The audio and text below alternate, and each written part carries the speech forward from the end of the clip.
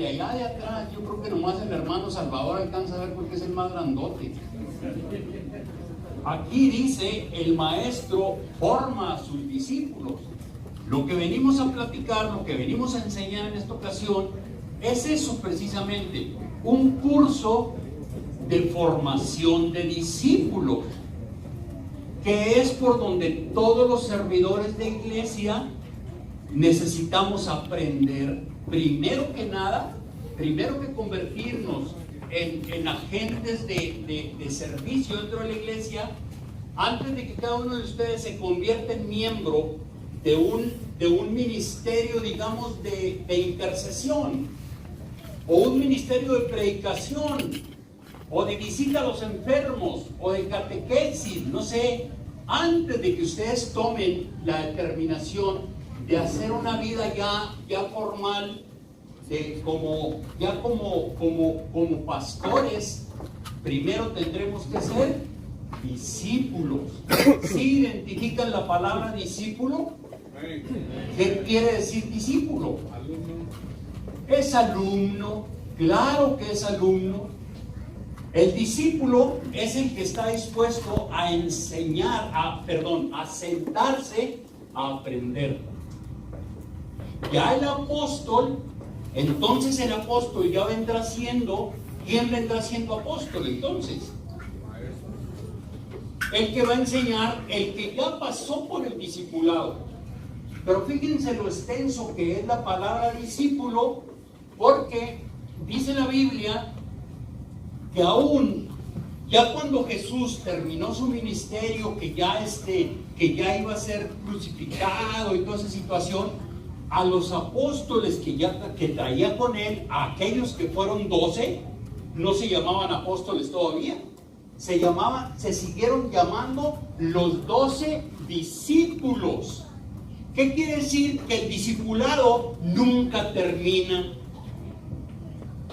Tenemos que ser abiertos y tenemos que ser conscientes que la historia de la salvación, lo que viene comprendiendo toda la historia de la salvación, que es una historia de amor, nunca termina nadie de terminar. Nadie puede decir, ya no necesito que me enseñen, ya con esto yo sé todo. No, nadie puede decir eso. Entonces, en este momento nos vamos a embarcar en una aventura preciosa, que por lo pronto los voy a llevar a ustedes, los vamos a ir llevando, porque mi Lucy también me va a ayudar en este curso. Los vamos a ir llevando de la mano, de tal manera que ustedes van a ir comprendiendo los deberes y los quehaceres y las obligaciones que cada uno de nosotros tenemos como miembros de la iglesia. Todos somos iglesia, todos somos iglesia, y vamos a ir aprendiendo también que nadie puede sentirse superior a otro. Nadie puede decir, uy, no, este hermano no sabe nada, yo sí sé. No. Entonces, vamos a dar inicio, y vamos a dar inicio así de una manera bien sencilla, y vamos a decir todos en el nombre del Padre, del Hijo y del Espíritu Santo. Amén. Con esa señal vamos a dar inicio con este curso. Y luego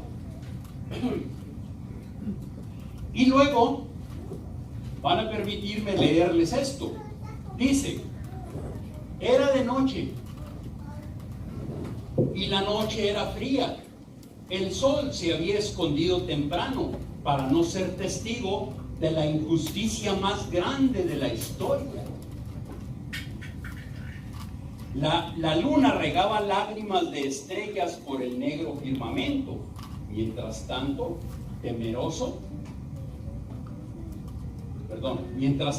Pedro se escondía en las sombras del anonimato, esperando temeroso la sentencia que habrían de dictarle a su maestro en el palacio del sumo sacerdote.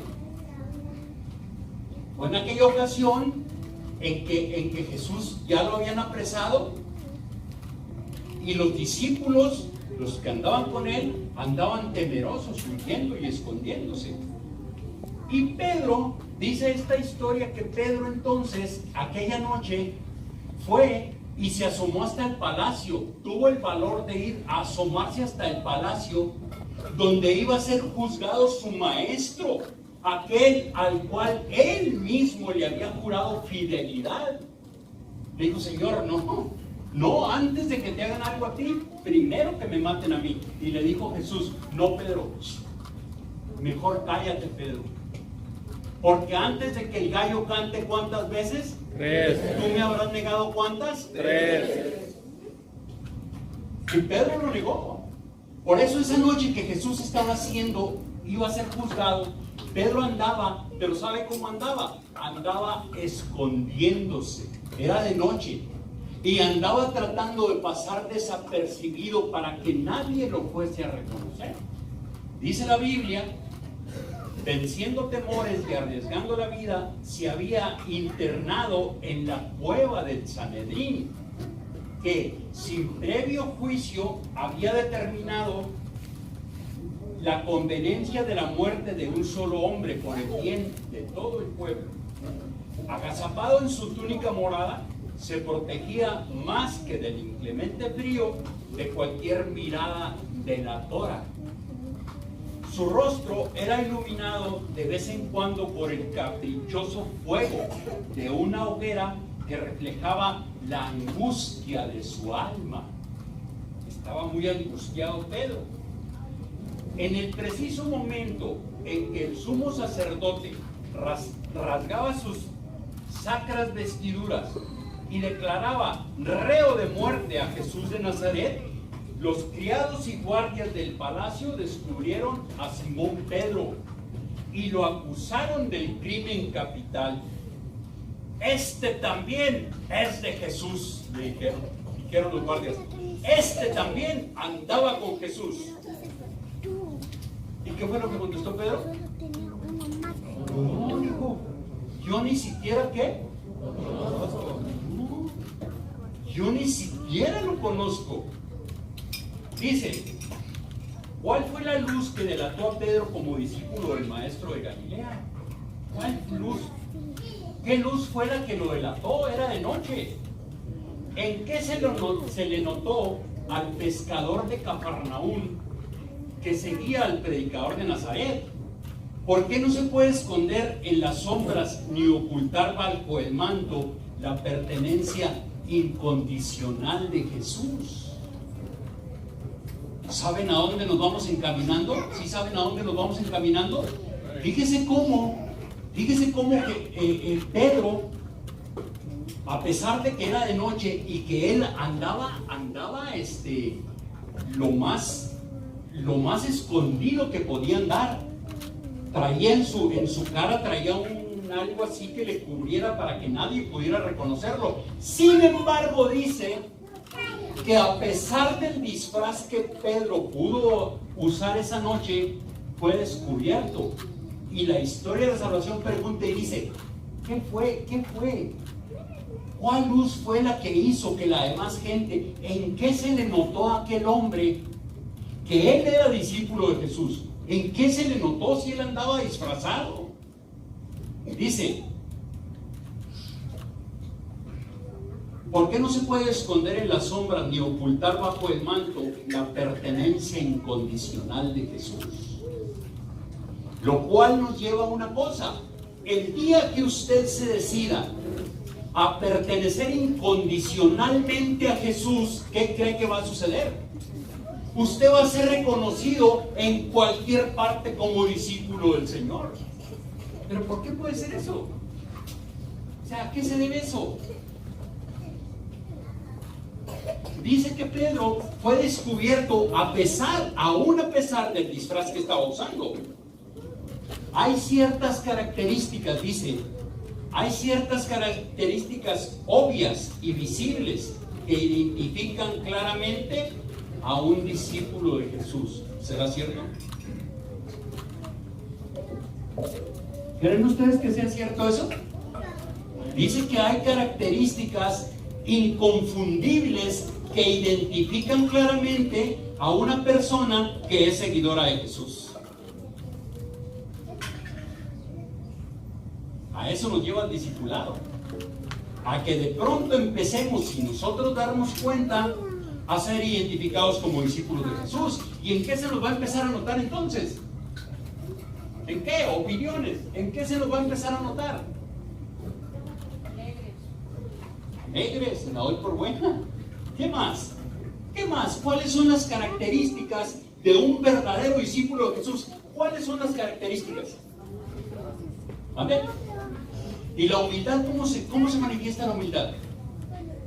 ¿Debo vestirme harapiento? ¿Cómo? ¿Cómo es la humildad? Fíjese bien, ojo en lo que les voy a decir. En muchas ocasiones se ha confundido la palabra humildad, muy seguido se confunde, y es una buena aportación.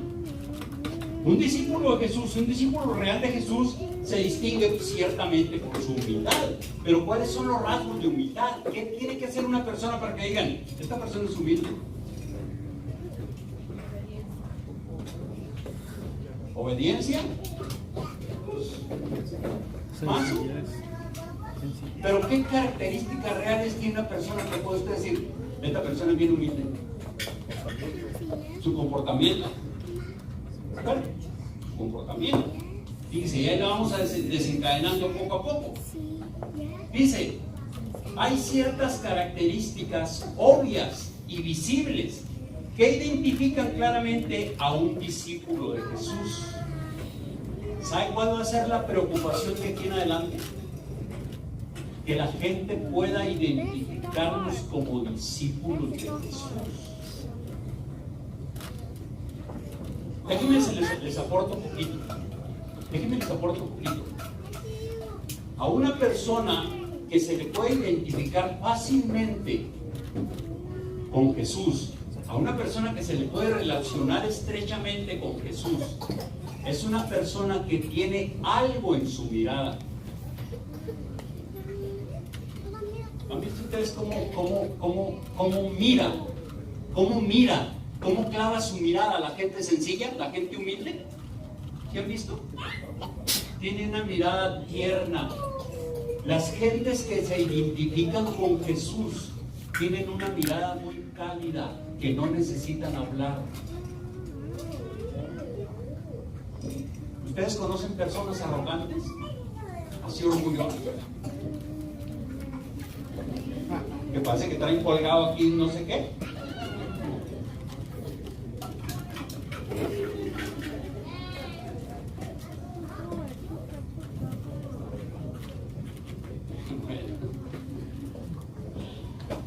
Hay ciertas características obvias y visibles que identifican claramente a un discípulo de Jesús.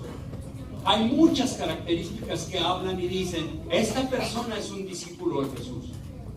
No se trata de símbolos superficiales, sino de una personalidad bien definida que hace a la gente inconfundible. Eso es lo que se trata de hacer.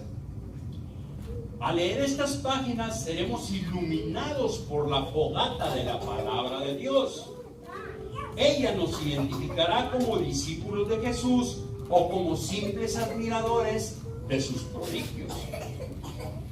No es la misma, ahí les va otra. No es la misma ser discípulo de Jesús que ser admirador de Jesús. ¿O si es igual? No es igual ser discípulo que ser admirador. Y dice aquí que eso nos identificará como discípulos de Jesús o como simples admiradores de sus milagros. Nos revelará la verdad sobre lo que significa ser un auténtico discípulo. Y ante esta realidad no tendremos sino una disyuntiva: dar la media vuelta como el joven rico y alejarnos, o dejar redes llenas de peces como los pescadores del mar de Tiberíades. O sea, sé que discúlpenme una cosa, aquí va a ser un parteaguas. O usted le entra de lleno al compromiso de hacerse discípulo de Jesús, o mire, bye bye, la iglesia no lo necesita, bye, ¿Nos está quedando claro? Sí, y que nadie se sienta. No. Finalmente, a nadie nos obligan ni nos ponen una pistola para convertirnos en discípulos y seguidores de Jesús. A nadie. Si a usted no le gusta y no se compromete y no quiere tomar el reto de ser discípulo de Jesús y en un momento dado parecerse a Jesús, bien, yo sí me voy a salvar. Allá usted sí se va al infierno con tus chanclas. Y entonces cuando yo esté en el cielo y ustedes allá abajo a la vuelta y vuelta, yo les voy a decir, ¡aló! Y voy a decir, mira, allá está la hermana, yo la vi ahí en Springfield, la vi.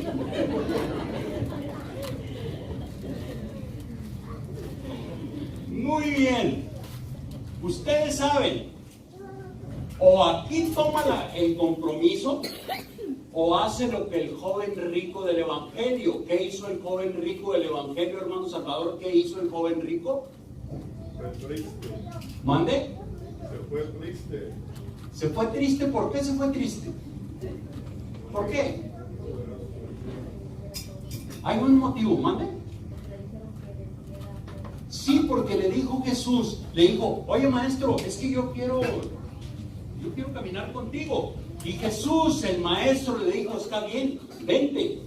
Mira, ve y vende todo lo que tú tienes y luego vienes y nos vamos a predicar juntos. ¿Y qué hizo el joven rico? Dice Salvador que dice que el joven rico se puso triste, se dio media vuelta porque no quiso aceptar, porque no le convino lo que Jesús le estaba proponiendo. Y aquí dice, para cada uno de nosotros dice, hoy o tomas el reto o haces lo que hizo el joven rico. Te das media vuelta y... Si saben contar, no cuenten conmigo. Díganle a la iglesia. Si saben contar, no cuenten conmigo, yo no le entro. Quien no esté dispuesto a asumir una de estas dos posturas, es preferible que deje aquí este curso. Antes de tomarlo, es preferible que lo deje. No pierda su tiempo. Porque para permanecer en la indiferencia, es mejor no dejarse cuestionar por la verdad del Evangelio. En fin, seguir adelante significa prender una mecha que no se podrá apagar ya. Tomamos el reto de ser discípulos y va usted a estar encendiendo una mecha en su vida que ya no la va a poder apagar. Ya no la va a poder apagar. Por otra parte, un discípulo no nace. Los discípulos no nacen. Esos se hacen. Los discípulos no nacen, se hacen. Nacemos a la nueva vida por la gracia, mas para llegar a ser discípulo del Maestro de Nazaret se debe seguir una metodología. San Marcos asegura que Jesús hizo discípulos. En el Evangelio de San Marcos, póngale ahí en su libreta que trajo para anotar. Póngale ahí en su libreta que trajo para anotar. Evangelio de San Marcos, capítulo 3. Versículo 14. Ahí como título le pone formación de discípulos. Primer cita bíblica que va usted a anotar, Evangelio de San Marcos 3:14, donde Jesús dice que Él vino a hacer discípulos.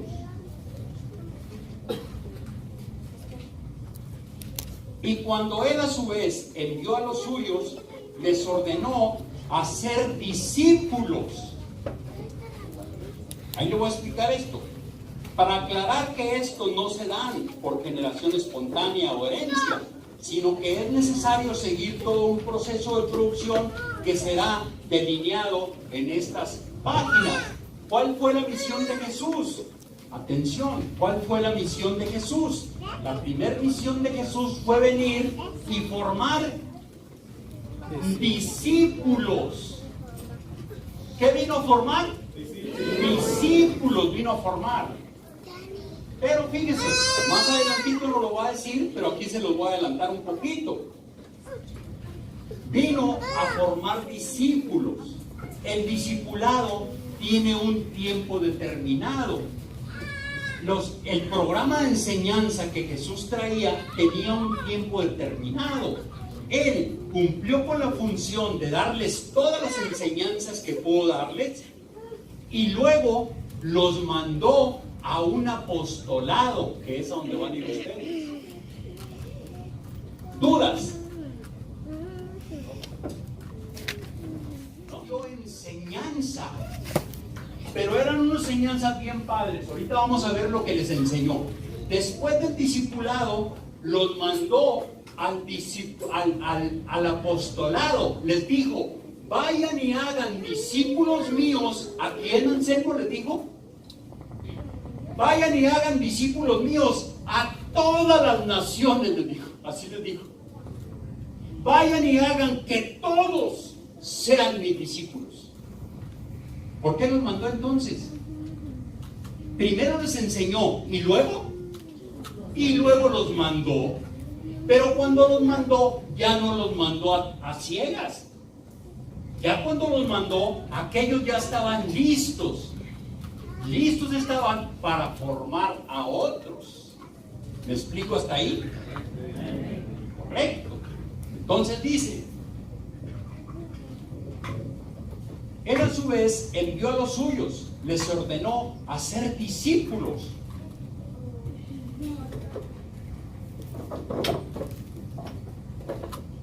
Para aclarar que esto no se dan por generación espontánea o herencia, sino que es necesario seguir todo un proceso de producción. Es todo un proceso de producción el que se lleva el elaborar o fabricar discípulos, que será delineado en estas páginas. Que el Espíritu Santo nos vaya configurando de acuerdo al modelo de Cristo Jesús. Amén. ¿Quién dice que nos vaya configurando? El Espíritu Santo. ¿Y cree que el Espíritu Santo tenga el poder para poderle configurar a usted? ¿Sí será? El Espíritu Santo es lo máximo dentro de la iglesia.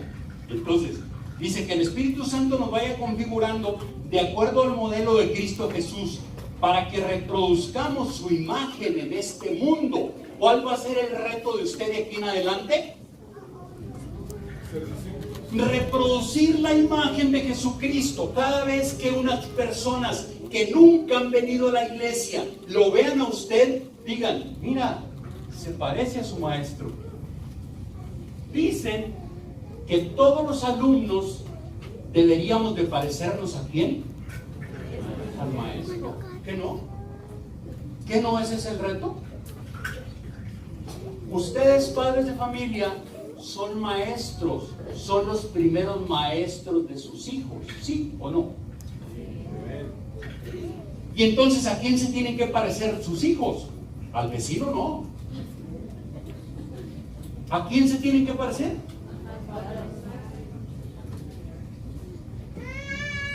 No se va a parecer al que reparte la leche tampoco. No.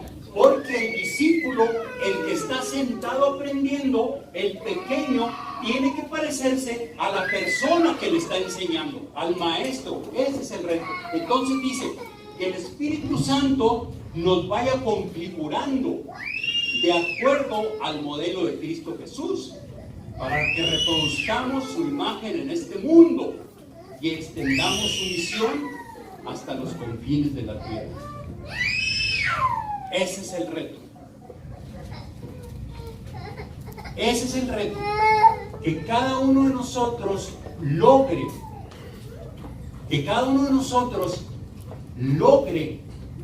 proyectar la imagen de Cristo por todos los lugares donde ustedes vayan. Aquí ya hay personas que ya están haciendo apostolado. Aquí entre ustedes ya hay personas que hacen apostolado. Salen a predicar, andan en el ministerio de, a propósito, ¿qué ministerios están aquí? ¿Quiénes están? Estudio bíblico. ¿A A ver, ¿dónde están los de estudio bíblico? Ah, tenía muy bien. Muy bien, muy bien. ¿Quién más está? Intercesión. ¿Dónde están los de intercesión?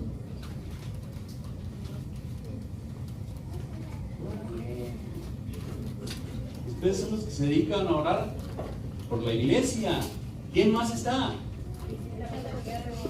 ¿Visita enfermos? ¿Quiénes son los que visitan enfermos? ¿Son los mismos de intercesión? ¿No? No. Muy bien, visita enfermos, ¿sí? Muy bien. ¿Quién más? Predicación. Predicación está aquí. ¿Dónde están los predicadores? Ahí El Salvador le hace.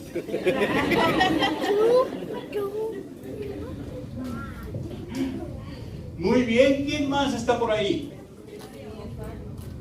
Los que imparten el crecimiento. ¿Quiénes son los que imparten crecimiento? Mire, ahí hay 3, 4 y usted 5, 6, 7, 8. Muy bien, muy bien. ¿Hay alguien más? Los que rezan el rosario. ¿Dónde están los que rezan el rosario? Muy bien. Muchas gracias por pertenecer a ese ministerio. ¿Quién más? ¿Quién más? Cocina. Esa voz me agrada. Fíjense cómo le sonreí. ¿Quién más? Alabanza. ¿Dónde está el hermano Chelo? ¡Ay, acá está! Muy bien, ¿qué más? Todos ustedes que tienen un ministerio ya están empezando a desarrollar un apostolado. ¿Cuál es la obligación de ustedes de aquí en adelante? Hacer discípulos. ¿Mande? Hacer discípulos. Ser discípulos. Y aparte la obligación de ustedes de aquí en adelante va a ser representar la figura de Jesús. Que la gente cuando los vea a ustedes vea a un Jesús vivo en el servicio. Si no es usted capaz de estar decidido a dejar una imagen viva de Jesús en los que lo están oyendo, yo le recomendaría que mejor se quede en la casa. Porque yo creo que no hay cosa más triste que un servidor con cara de ¿qué les decía el otro día?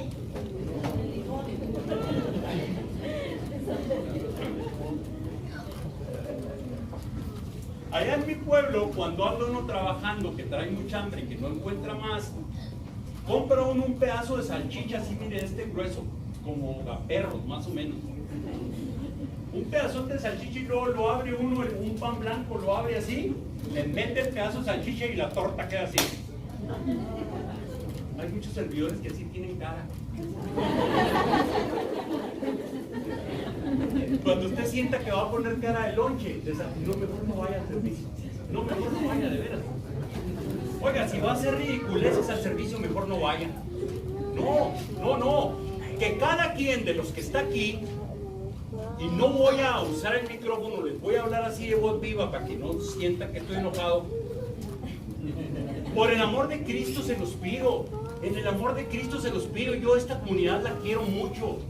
La quiero muchísimo, me interesa mucho su crecimiento. Pero que cada uno entienda el ministerio en el que está enclavado. Si no ha entendido el ministerio, dígale al coordinador, no voy porque no sé lo que voy a hacer. ¿Cómo es posible que los hermanos de intercesión estén en un evento y no saben qué es la intercesión? ¿Cómo es posible? No entienden lo que es la intercesión. ¿Cómo es posible que los hermanos que se dedican a la predicación, que están en el ministerio de predicación, no saben hasta dónde llegan sus limitantes? Todo tiene una rayita que no se debe cruzar. Un ministerio mal formado, un ministerio donde se está haciendo mal el servicio, sabiendo que lo está haciendo mal, significa condenación. Cuidado. A los hermanos predicadores, cuidado, porque dicen que si de alguna cosa vamos a dar cuenta es de cómo predicamos el Evangelio de Jesucristo. Discúlpenme, no estoy enojado, trato de hacerles entender, trato de enseñarles. Yo con todos los años que tengo encima y el servicio que tengo encima, que llega a 27 años creo, no he aprendido todavía. Hay cosas que no sé todavía. Hace un poquito de tiempo, hace ya vamos a como unos 8 o 10 meses, el señor cura, el párroco de la parroquia mía, nos pidió a mi Luz y a mí que entráramos a la escuela de pastoral. La escuela de pastoral, pues a lo mejor muchos de ustedes saben lo que es la escuela de pastoral, pero otros no sabrán. La escuela de pastoral es donde desde un inicio le empiezan a enseñar a usted lo que es la historia de la salvación, los misterios de la iglesia, los dogmas, todas esas situaciones. Va uno aprendiendo paso por paso. Y yo decía, pero ¿cómo? ¿Cómo? Pues si yo soy Juan Camanejo. ¿Qué te pasa, padrecito? O sea, ¿a quién le quieres enseñar? Decía yo como los niñitos esas fresas. Pues, o sea, ¿qué te pasa? O sea, yo en la escuela. ¿Qué te pasa? Y ándale que voy yendo a la escuela y que no sabía nada. Y que no sabía nada. Y me dice el padre, ¿cuántos años tienes predicando? Mejor no te digo. Es que es mi obligación, es obligación mía enterarme perfectamente de lo que estoy predicando y lo que estoy enseñando, porque yo soy responsable ante Dios de lo que ustedes aprendan o dejen de aprender, así de fácil y de sencillo. Y les vuelvo a repetir, el que no esté dispuesto a entrarle al toro y a entrarle al reto de tomar el curso de formación de discípulos y llevarlo a cabo, o se van ustedes o me voy yo. ¿Me explico? Entonces, esa nomás fue la introducción. Voy a tratar de darles otro temita así rápidamente para no aburrirlos mucho. Si se aburren, me dicen, ¿ok? Vamos a ponerle ahí en el cuaderno, como primer tema, vamos a llevar un tema que se llama el plan de Jesús. Póngale el plan de Jesús. ¿Quieres agua?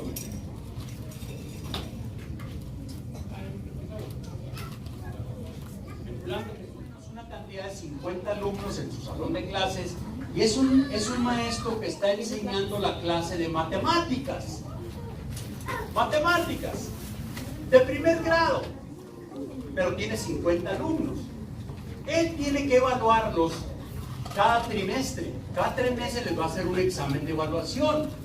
En el primer examen de evaluación, de 50 alumnos, le reprobaron 45. ¿Quién está fallando? ¿El alumno o el maestro? Cuando usted va y hace un servicio mediocre, porque eso es lo que hacen los servidores a veces.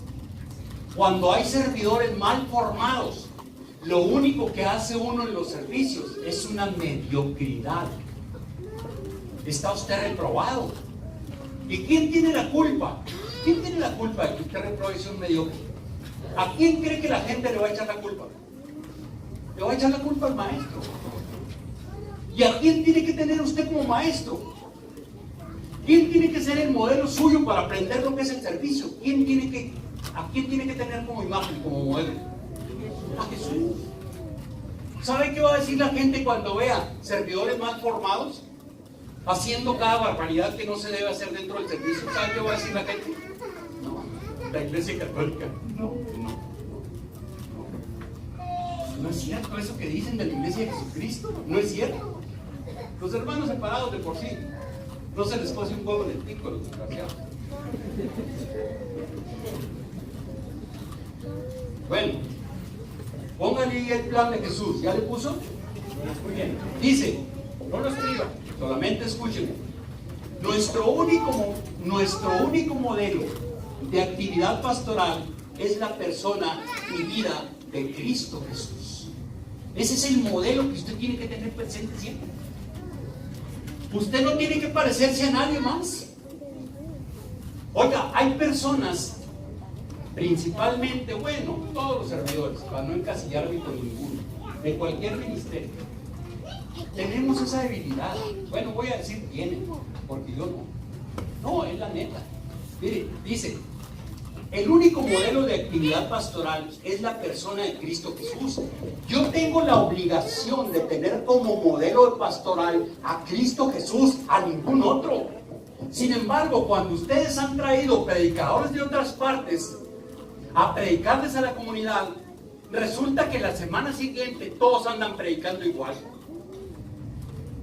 ¡Que aleluya, hermano! ¡Viva Cristo! ¡Amén! ¡Aleluya! ¿Quién dice amén? Se le pega todo.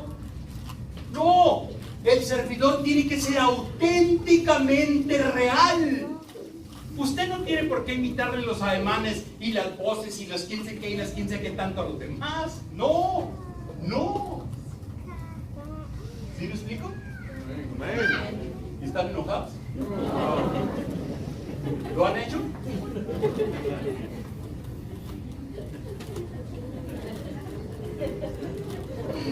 ¿Les estoy pinchando muy pegadito? Uy.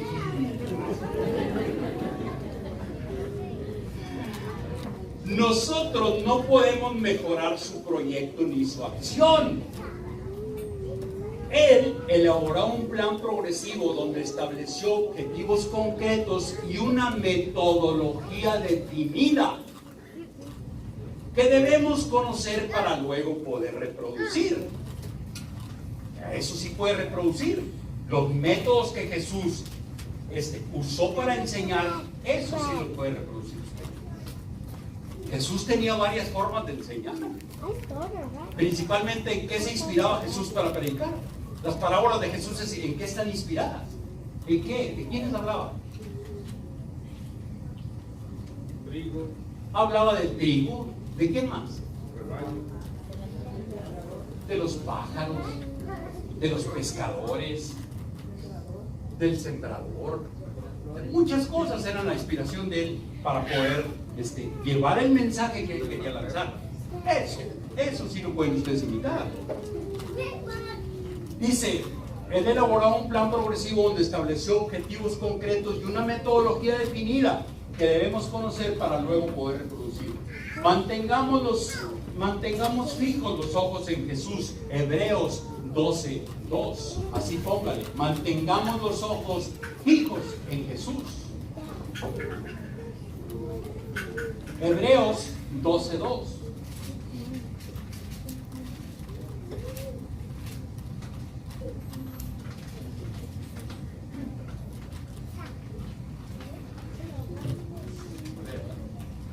Lo que dice acá. Jesús es el pastor de los pastores y el único maestro que nos enseña tanto con sus palabras como con su ejemplo. Todo pastor es pastoreado por él. Si se pierde esta primera relación de dependencia, no se tiene autoridad con respecto a los demás. A ver, aquí vamos a ver unos puntos y los van a ir anotando.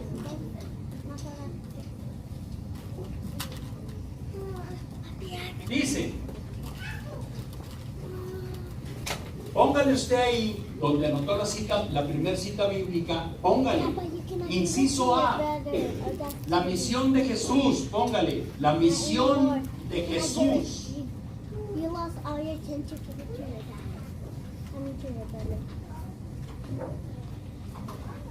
¿Sabe usted cuál era la primera misión de Jesús? La primera misión de Jesús era ser Jesús. O sea, ser auténtico. Esa fue la primera misión de él. Véanme, conózcanme, así soy, véanme. Y luego dice, si con una sola frase quisiéramos resumir la misión de Cristo Jesús, sería ser Jesús. El nombre para los orientales no es solo la forma de llamar a la persona, sino que descubre lo más profundo de su ser, su misión y su vocación. Jesús, Yeshua, significa Yahvé salva. En él y a través suyo se posibilita la salvación de todo hombre y todos los hombres. Dice,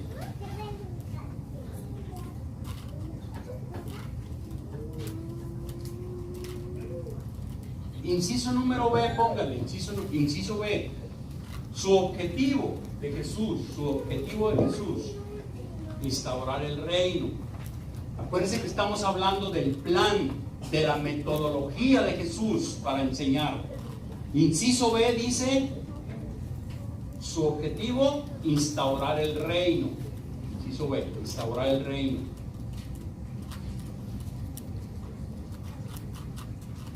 Y ahora déjenme enseñar un poquito a qué se refiere instaurar el reino. Y anote lo que me pueda cachar y lo que no, pues no. Dice, Jesús tenía un objetivo bien definido, instaurar el reino. Ese era su objetivo, instaurar el reino. Por eso, el tema central de su predicación era revelar el misterio del reino, que es las condiciones para entrar a este, y sobre todo, el estilo de vida de quienes le pertenecen. Ese era su objetivo, instaurar el reino. Y para instaurar el reino, él tenía que explicarles a los que les enseñaba cuáles eran los puntos que tenían que manejar a la perfección para lograr la salvación. Ese era su objetivo. Instaurar el reino de Dios. Inciso C. Su método. Inciso C es su método. Y su método, estoy hablando muy rápido. ¿Está bien? Inciso C, su método. Y luego le pone ahí su método, 2 puntos, y luego póngale recorrer, proclamar,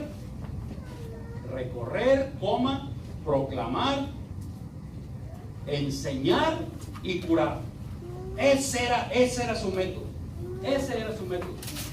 Ahí se asentaba todo. Todo el plan de salvación de él era eso. Su método, recorrer, proclamar, enseñar y curar. Recorrer. Jesús fue un predicador que nunca se estableció en un lugar fijo. Fíjense bien los que dice, para los que pretendemos ser misioneros, todo ese rollo. Aquí viene la respuesta. Dice, recorrer para Jesús significaba, fue un predicador que nunca se estableció en un lugar fijo. No. Jesús iba por todas partes, aún las partes prohibidas, dice. Aún a las partes prohibidas. Como Samaria, incluso se desplazó más allá de los límites de Tierra Santa, Tiro y Sidón. Predicaba en el mar, las aldeas, las plazas, las ciudades, en las montañas y en los valles, en el templo y las sinagogas, en la casa de los pecadores, en la mesa de los fariseos, en fin, en todas partes escuchaba su voz del alegre mensajero, que comunicaba la buena nueva a todos los hombres. Como buen pastor tomó siempre la iniciativa. Por eso dijo, he venido a buscar y a salvar lo que estaba perdido. Eso es, así es, así es. Eso significaba recorrer. Ustedes, cuando pretendan hacer su apostolado, esa es la misión del evangelizador. No quedarse en un solo lugarcito, ahí bien cómodo.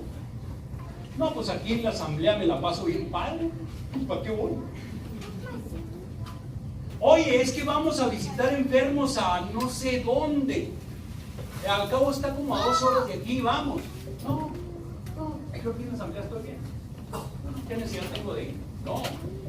La misión de Jesús y uno de los planes principales fue recorrer y llevar el evangelio aún a las partes prohibidas, dice. ¿Cuáles serían las partes prohibidas en nuestros tiempos? ¿Dónde? ¿Dónde podríamos predicar que digan ustedes, no, ahí está prohibido? ¿Dónde? ¿Las cantinas? ¿Las cantinas? ¿La cárcel? ¿Dónde más? ¿Dónde más? Él dijo, he venido a salvar lo que estaba perdido. Se estaba refiriendo a las partes prohibidas, donde normalmente la gente dice, no, espérate, aquí no, espérate, aquí no. Aquí está muy pesado el ambiente. Cada quien deberá preocuparse por predicar y enseñar aún a los más necesitados, aquellos que ustedes ven que no tienen remedio ya. No son ustedes los que están para definir quién tiene remedio y quién no. Y les voy a poner un ejemplo bien claro, así rapidito, miren, me lo traigo aquí. Hay personas que no están casadas por la iglesia, por ejemplo, y nunca se paran por la iglesia, ni quieren saber nada de la iglesia. Y se mantienen en unos pleitos tremendos donde el esposo le pega a la mujer y la mujer le pega al esposo y le pegan a los niños y le pegan a todas partes. ¿Y por qué nadie se atreve? ¿Por qué nadie se atreve a ir a lanzar una invitación ahí? ¿Que esos no son hijos de Dios? ¿Esos no tienen derecho a la iglesia? Esas son las partes prohibidas que nos marca el Evangelio. Esas son las partes donde debemos de interesarnos, a donde nadie se atreve a ir. Dice que Jesús se atrevió a ir a Samaria. Los samaritanos eran un pueblo pagano. Ahí donde la cosa esté ardiendo, ahí donde haya un grupo de personas que gustan del matrimonio entre personas del mismo sexo, ahí vaya y anúncieles el Evangelio. Vaya ahí y anúncieles el Evangelio. Donde haya una pareja de personas del mismo sexo haciendo vida de matrimonio, ahí vaya. Ahí es donde necesitamos ir. O sea, qué bueno que podemos venir a predicarles en un congreso y en un retiro donde la gente está cómodamente sentada, donde tenemos agua, tenemos no sé qué tantas cosas, nos atienden muy bien. Entonces, qué padre. No, váyase a donde las cosas están ardiendo. Ahí váyase. Dice pues que recorrió distintas partes. Y luego dice, proclamar. Proclamar significa, la primera fase de la predicación de Jesús era el anuncio de la buena noticia. Decía, el reino de Dios ha llegado. Esa era la proclamación. San Marcos resume el contenido de este enigma. Arrepiéntanse y crean en el Evangelio, porque el tiempo se ha cumplido y el reino de Dios está cerca. Esa era la proclamación. La proclamación viene siendo un tipo de advertencia. Él en la proclamación les decía, arrepiéntanse pecadores, les decía, porque el reino de Dios está cerca. Esa era la proclamación. Esa es la proclamación que usted está obligado y está invitado a hacer. Por otra parte, enseñar. Otra metodología de Jesús, enseñar. Después del anuncio de la buena nueva, venía el proceso de la enseñanza. No se trataba tanto de un cúmulo de verdades, sino de una forma de vivir y relacionarse los unos con los otros, mediante su propio ejemplo. Vino a enseñar, a vivir aquellos que habían nacido de nuevo por creer en el Evangelio. Se trataba de una nueva doctrina expuesta con autoridad. Esa era la misión de enseñar. ¿Cuál es la misión de las personas? Así como ustedes que están recién nuevecitos dentro de la iglesia, eso es, enseñar a los que están llegando nuevos, aprender ustedes mismos a vivir al estilo de Jesús. Eso es lo que debemos hacer. Esa es la enseñanza. Y luego dice,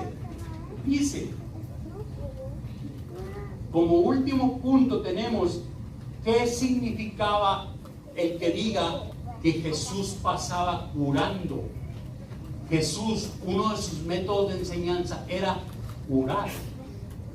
Fíjense muy bien y abran bien los ojos y los oídos de lo que les voy a decir. Otro elemento del ministerio de Jesús era la curación de enfermos, como signo de la llegada del reino.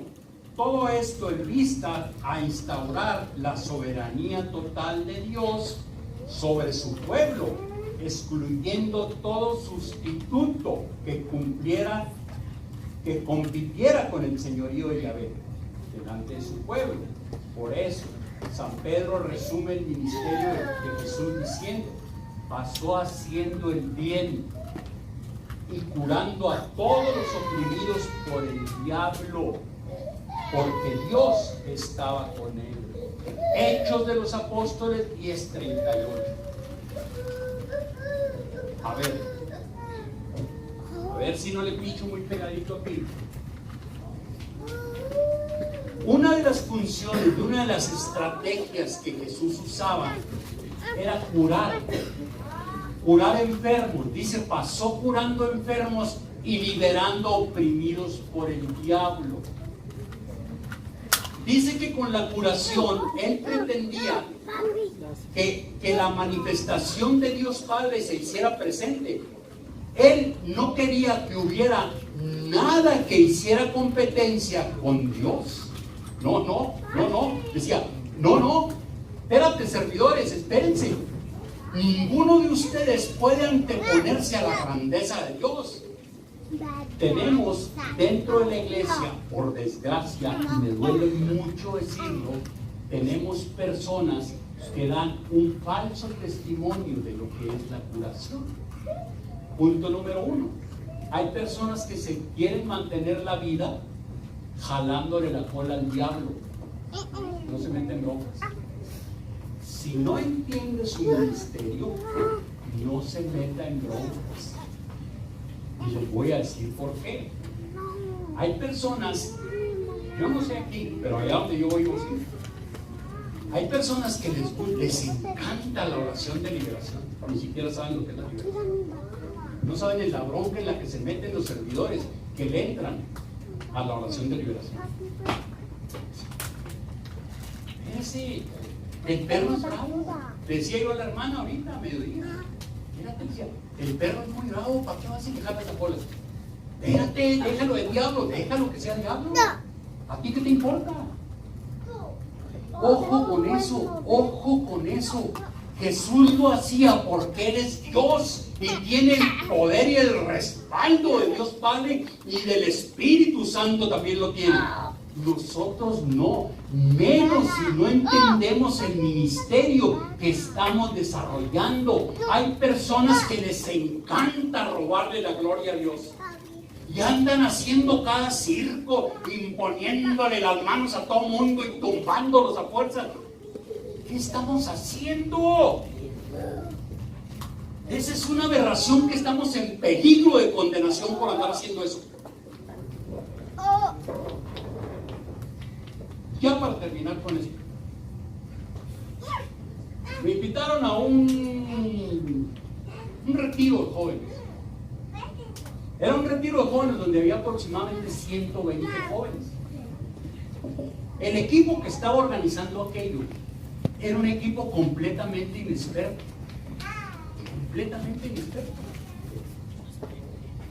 Organizaron una hora santa que parecía una cena de no sé qué. Fue algo horrible. Las luces apagadas. Tenían unas bocinas, ¿cómo se llaman? ¿Qué era? Unas ballenas, ¿o cómo le llaman?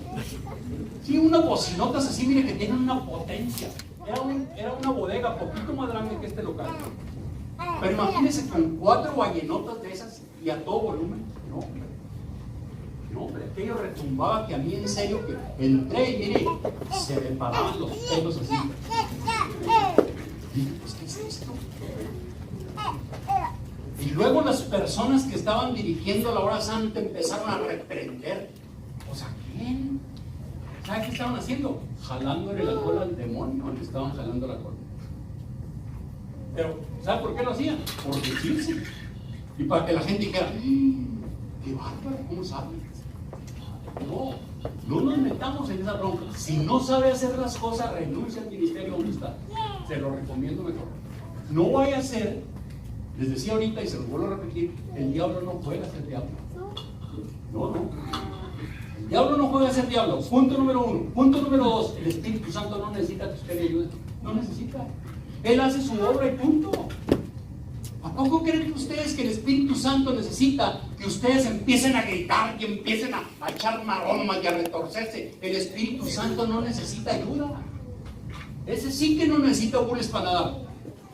Él sí va a liberar, libera y punto. No caigamos en esos errores. Y vuelvo a repetir, eso se debe a la falta de crecimiento, a la falta de conocimiento de los servidores en cada uno de los ministerios.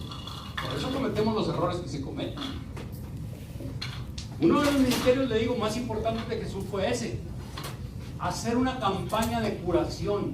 Él pasaba sanando enfermos, liberando personas que estaban endemoniadas. Sí, eso sí es cierto. Es cierto. Que el Espíritu Santo reparte dones extraordinarios. Es cierto. Déjeme, y ahora sí casi para terminar. Déjeme leer una cosa. Entiendan bien lo que son los dones extraordinarios del Espíritu Santo. Primera de Corintios, mija. Primera de Corintios le va a explicar lo que son los dones extraordinarios del Espíritu Santo. No se la quiebre. Primera de Corintios 13 dice Lucy. Primera de Corintios 13. Ahí le va a hablar de los dones extraordinarios del Espíritu Santo. Ahora, ¿qué sucede? Hay muchas personas que les interesa mucho que se oiga hablar de ellos, hacerse famosos. E inventan que tienen el don de no sé qué, y el don de no sé qué, y no es cierto. Entonces, no cometamos esos errores. Yo los quiero con todo mi corazón. El interés que yo más tengo es que ustedes crezcan derechitos. Yo no crecí derecho. Yo no crecí tan derecho. Yo crecí muy torcido, de veras. Yo crecí sin bases. ¿Vale? 14 dice, 14. Muy bien. Su estrategia, formar discípulos maestros. Ese es el último punto. Anótale ahí, su estrategia, formar discípulos maestros. Si Jesús tenía una misión universal, pero estaba limitado por el tiempo y el espacio, ¿cómo podría entonces abarcar toda la humanidad y romper las fronteras geográficas?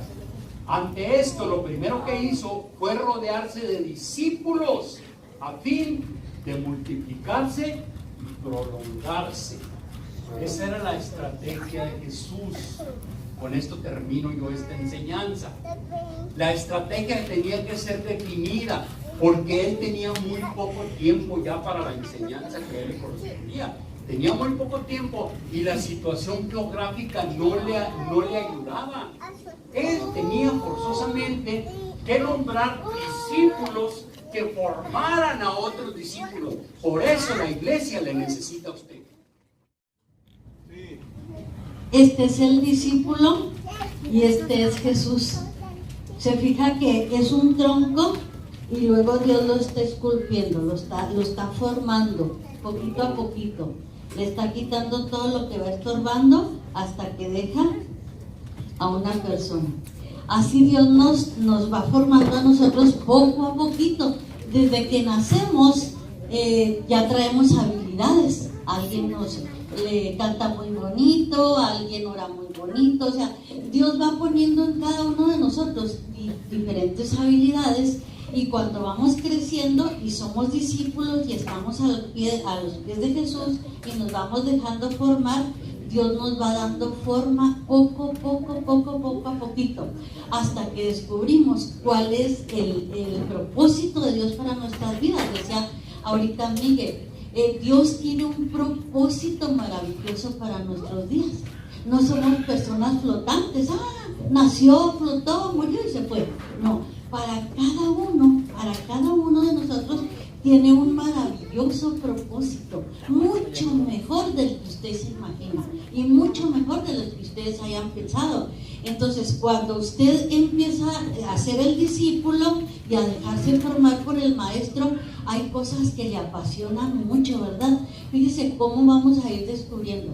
De repente usted dice, ay, yo canto bonito, ay, me gusta cantar, y le apasiona cantar, y canta, y los demás se gozan con el don que usted le dio y dicen, qué bonito, sí, es su don. Dios le dio esa habilidad para que ese don lo utilice para los demás.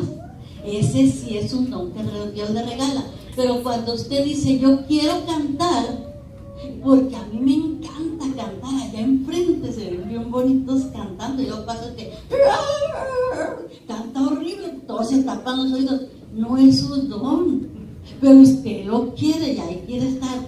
No, quiere decir que no se ha dejado formar y no ha descubierto el propósito que Dios quiere para su vida. ¿Nos vamos identificando un poquito? ¿Bien? Muy bien. El maestro y el discípulo. Dice, la relación maestro-discípulo en Israel era muy distinta a lo que hoy nosotros estamos acostumbrados con nuestros profesores. Para comprenderlo es necesario despojarnos de nuestros conceptos catedráticos e introducirnos en el túnel del tiempo que nos transporta al oriente y a la mentalidad que inspiraba hace 2000 años. Dice que hace 2000 años nos transportamos a ese tiempo. No eran catedráticos, el que viene de Harvard, el que viene de no sé dónde, y ese nos va a enseñar, ¿no? En ese tiempo, los que enseñaban eran los padres. Los padres eran los que le daban la enseñanza a sus hijos, a sus esposas, porque en ese tiempo los niños no contaban mucho, ni las mujeres, si han escuchado eso, ¿verdad? Entonces, el que enseñaba, el que daba la enseñanza era el padre, el papá, y había maestros quienes daban la clase. Entonces fíjese qué importante esto. Dice, no se trataba de profesores que repitieran lecciones aprendidas o transmitieran el fruto de sus investigaciones, no, dice, sino que eran laicos, fíjese bien, laicos competentes que enseñaban a los demás cómo encontrar y cumplir la voluntad de Dios. Laicos como usted y como yo eran los que enseñaban, pero fíjese cómo enseñaban. Eran estudiosos de la ley. ¿Qué era la ley? El Torá. La palabra de Dios, la ley. Dice que enseñaban a vivir de acuerdo con el plan divino. Enseñaban de acuerdo al plan maravilloso de Dios. No le enseñaban muchas cosas que de tal escuela o de... No. De acuerdo al plan divino. ¿Se entiende eso? Amén. Dice, facilitaban hallar el sentido de la existencia y la forma de cumplir la propia vocación. O sea, cumplir la propia vocación. No, que a mí me gusta cantar, vuelvo a lo mismo, y quiero cantar. No es su vocación. Búsquele por otro lado. Cuando a usted algo le apasiona y le gusta y se emociona y lo hace con mucho gusto, ese es su don, va por buen camino. Si cree usted que tiene un don y le cuesta y no está a gusto, quiere decir que no es su don, no nació para eso. Dicen que el pez nació para nadar, ¿verdad? El pez nació para nadar y nada, y es pleno. El pez pues es pleno porque nació para eso, ese es su propósito. El pájaro vuela y nació para volar, ¿sí saben? ¿No? Vuela y es pleno y se siente feliz porque vuela y claro que está haciendo para lo cual fue diseñado. A veces nosotros no nos resultan las cosas porque vamos haciendo cosas para lo cual no fuimos diseñados. Estamos haciendo todo lo contrario y es no dejarse formar. Amén. Dice, para cumplir su propia vocación, así el maestro llegaba a ser más importante que el mismo Padre. Para un hebreo era mucho más fundamental saber vivir que vivir. Y por lo tanto el maestro tenía prioridad sobre el mismo progenitor. No contaban con una academia o con un instituto para impartir sus conocimientos, sino el propio estilo de vida era lo que enseñaban. Dice lo interesante, enseñaban con el estilo de vida, con su propio estilo de vida. ¿Cómo nos enseñaban nuestros padres cuando éramos pequeñitos? ¿Cómo aprendíamos a ser honrados, obedientes, tranquilos? Con el ejemplo de nuestros padres. Así enseñaban los maestros, porque ellos estaban con la Biblia, de acuerdo a la Biblia, estudiosos, y eso mismo lo transmitían a los demás. Aunque no tenían una escuela, no iban a escuelas, pero ¿cómo iban enseñando? Nuestra Iglesia Católica persiste desde mucho tiempo atrás por nuestros padres, porque ellos no dejaron de orar, no dejaron de rezar. Y por eso nosotros aún estamos imitando mucho de la buena enseñanza que en los antepasados nos vienen siguiendo. Si ellos no hubieran seguido enseñándonos y todo eso, yo creo que ya había desaparecido nuestra iglesia. Pero fíjese qué importante dar el ejemplo a nuestros hijos, amén.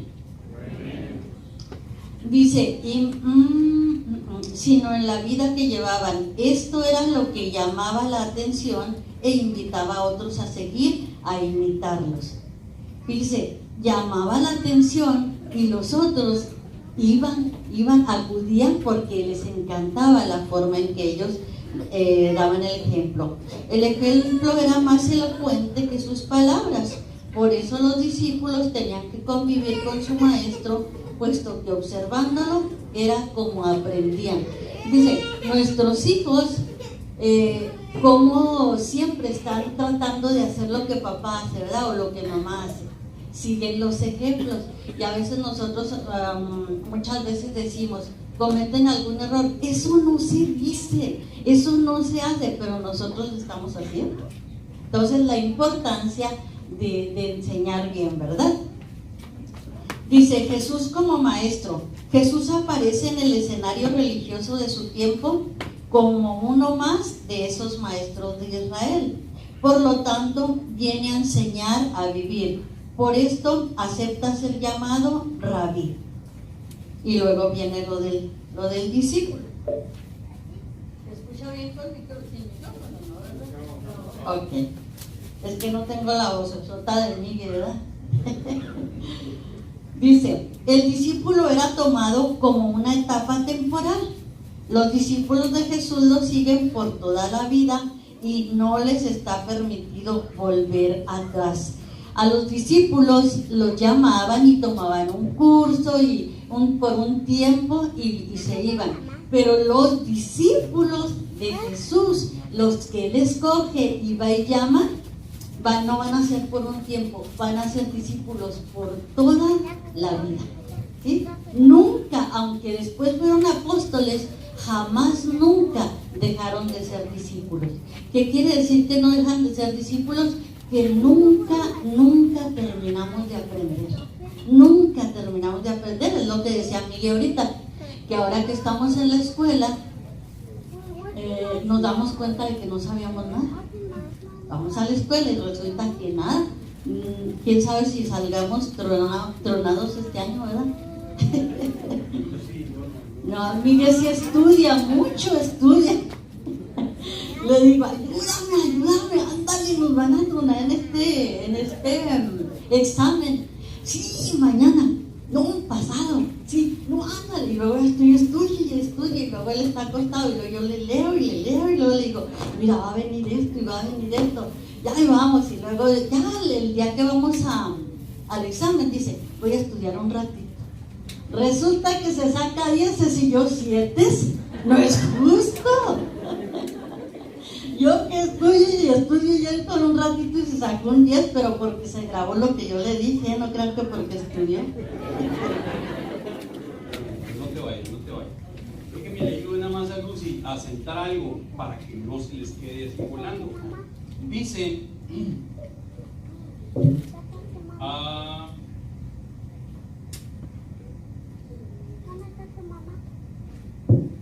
dice, su autoridad no se basaba en títulos o estudios, sino en la vida que llevaba. Esto era lo que llamaba la atención e invitaba a otros a seguirlos e imitarlos. Su ejemplo era más elocuente que sus palabras. Por eso es importante que nosotros servidores evangelicemos con el ejemplo, que lo que nosotros hagamos sea imitado por otros. La idea es enamorar a la gente de Jesús por medio de mi testimonio. Eso es lo que llama la atención de los demás. Haberte conocido antes. Tenemos un ejemplo bien claro con el hermano Salvador, pero no tenemos tiempo de compartir su testimonio, pero es un ejemplo vivo de lo que estoy diciendo. Es un ejemplo vivo este hermano. Este hermano ha evangelizado a mucha gente con su testimonio. Entonces, dice aquí, su ejemplo era más elocuente que sus palabras. Por ello, los discípulos tenían que convivir con su maestro, puesto que observándolo era como aprendían a vivir. Esto es lo que quiero que se les quede bien grabado a ustedes. Dice que los discípulos aprendían de su maestro, pero ¿cómo le hacían para aprender de su maestro? Observándolo y conviviendo con él. No es cierto que haya alguna persona que pueda ser discípulo de Jesús y jamás nunca visite la iglesia ni los sacramentos ni nada. Eso no es cierto. Usted va a ser gran discípulo de Jesús en la medida que conviva con él. No hay otro método. No hay otro método. Eso es lo que quiero que se les quede bien grabado. Jesús aparece en el escenario religioso de su tiempo como uno más de estos maestros de Israel. Por lo tanto, viene a enseñar a vivir. Acepta ser llamado rabí. Sí, Jesús acepta que la gente le llame rabí. Y se rodea de seguidores para enseñarlos a vivir de la misma manera que Él lo hace. En los evangelios aparece 48 veces el término maestro, 15 veces rabí, y en 2 ocasiones se presenta rabuní. En todas estas apariciones se nos ofrecen distintos valores para delinear el perfil de Jesús como maestro. Dice que Jesús sí aceptaba que le dijeran maestro, porque decía, en verdad yo soy maestro. Pero se rodeaba de gente que estuviera dispuesta a imitarlo.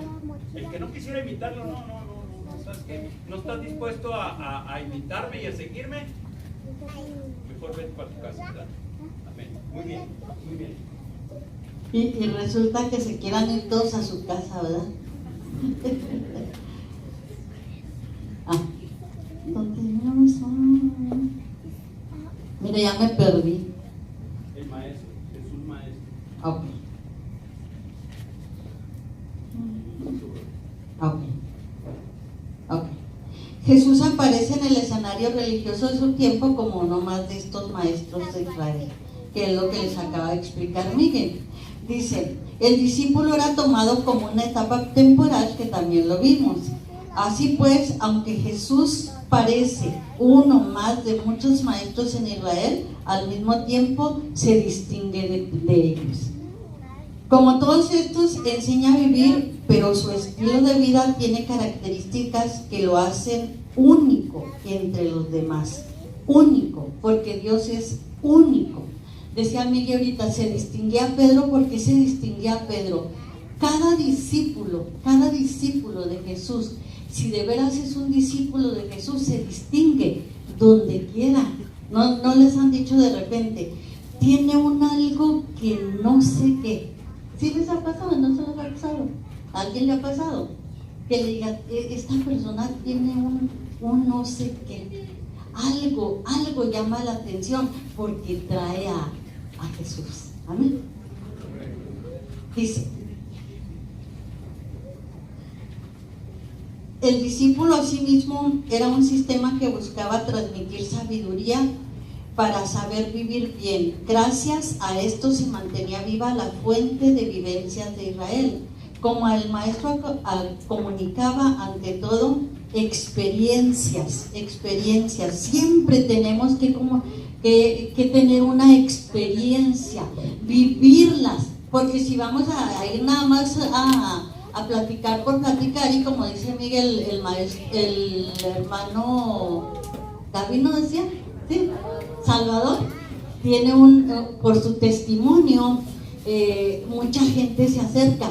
Cada quien de nosotros, cada quien tiene que vivir una experiencia, sus experiencias. ¿Qué pasó en mi vida? ¿Por qué estoy aquí? ¿Qué sucedió? Una experiencia, nada más, no así nada más porque sí, sino tener experiencias de lo que a mí me ha pasado, de lo que ha sucedido en mi vida. Dice, el discípulo era prácticamente como un esclavo a cambio de la enseñanza que recibía, prestaba servicios en todas las necesidades de su maestro. Lo único que lo distinguía de un esclavo era que no estaba obligado a lavar los pies de su maestro. En todo lo demás sí había mucha diferencia. Objetivo, ser como su maestro. El discípulo está... La meta del discípulo es llegar a ser como Jesús, llegar a ser como el maestro. O sea, no quedarme a medias y no ser congruente. Y en la iglesia soy muy suave, soy muy linda, soy muy caritativo, pero de la puerta para adentro ya soy totalmente diferente. No, se es discípulo dentro y fuera. Siempre al estilo de Jesús, tratando de ser como el maestro, porque si no, de nada nos va a servir, si estamos tibios. Dice la palabra de Dios, o fríos o calientes. Dice, porque tibios los vomito de mi boca. ¿Sí habían leído esa cita bíblica? Dice, o fríos o calientes. Decía Miguel, fríos, órale pues a Dios. Calientes, sí, así nos quiere el Señor. De veras, sus discípulos. El discípulo asimismo era un sistema que buscaba transmitir sabiduría. Dice, bástale al discípulo ser como su maestro. Bástale ser como su maestro. Sería genial, ¿verdad? Ser como el maestro, de verdad. Sí. Esa cita bíblica está en Mateo 10:25. Bástale al discípulo ser como su maestro. En el Nuevo Testamento aparecen 272 veces la palabra discípulo. Es decir, contamos con una gran variedad de datos evangélicos para delinear a aquel que busca llegar a ser como su maestro, reduciendo sus criterios, acciones y misión. Si con una sola frase quisiéramos definir el perfil de discípulo, sería: es como su maestro. Si quisiéramos decir, ay, este discípulo ¿cómo es? Esta discípula ¿cómo es? Es como el maestro. Cuando Dios empieza a tocar nuestras vidas y nos empezamos a cambiar nuestra forma de ser, empezamos a ser bien diferentes, empezar a parecernos a Jesús. Aquel hermano que tenía un carácter terrible, que no se le podía ni tocar, porque explotaba, y que de repente ya le pueden acariciar el hombro y ya hay mansedumbre en él. ¡Ay, qué bonito! La mujer aquella que pegaba terribles gritos y que otra vez falta esto y que ya no te quiere y que empieza a transformar su vida. ¡Qué precioso!, ¿verdad? Quiere decir que empieza a madurar espiritualmente, que empezamos a madurar en el espíritu. Mientras no nos dejamos transformar por Jesús, pues no vamos a ser como el maestro. Pero cuando empezamos a cambiar en cuanto al trato del uno por el otro, nos empezamos a parecer a Jesús. Amén. Empezamos a madurar en el Espíritu. Hay que dejarnos